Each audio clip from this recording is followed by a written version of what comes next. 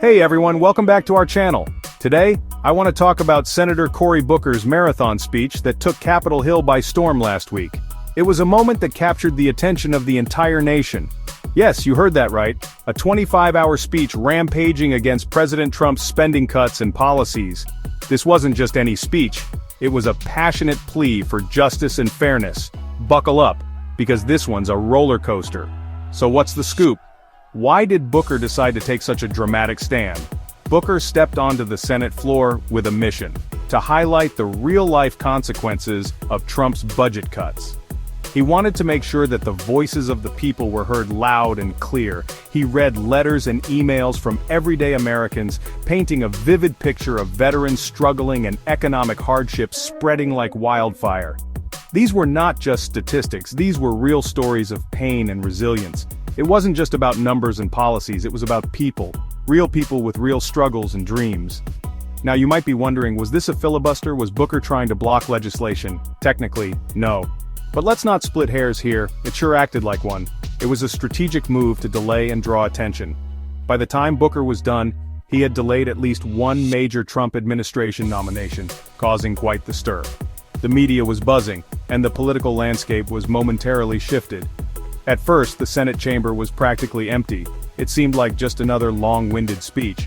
But as Booker kept going, something incredible happened. His Democratic colleagues began to rally around him. They saw the importance of his message and the power of his conviction.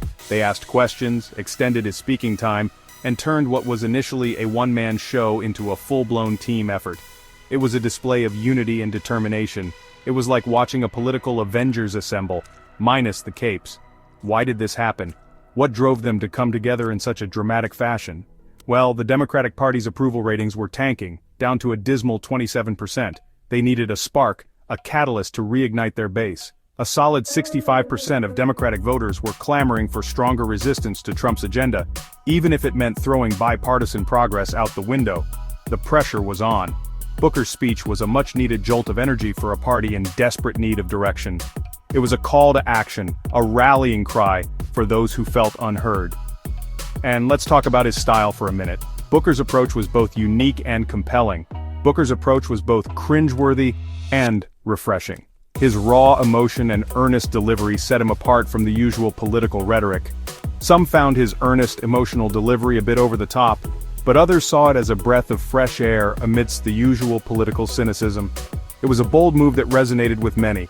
Love it or hate it, you can't deny it was a memorable performance. So, what now? What does this mean for the future? The big question is whether the Democrats can keep this momentum going. Can they turn this moment into a sustained movement? Can they continue to disrupt Senate business during crucial moments? Only time will tell. The stakes are high and the path forward is uncertain. But one thing's clear. Cory Booker's marathon speech was a bold, gutsy move that shook things up in Washington. It was a defining moment that will be remembered for years to come. Thanks for tuning in. Don't forget to like, comment, and subscribe for more political updates and deep dives. Your support helps us bring you the stories that matter. Until next time, stay informed and stay engaged. Keep questioning, keep learning, and keep pushing for a better tomorrow.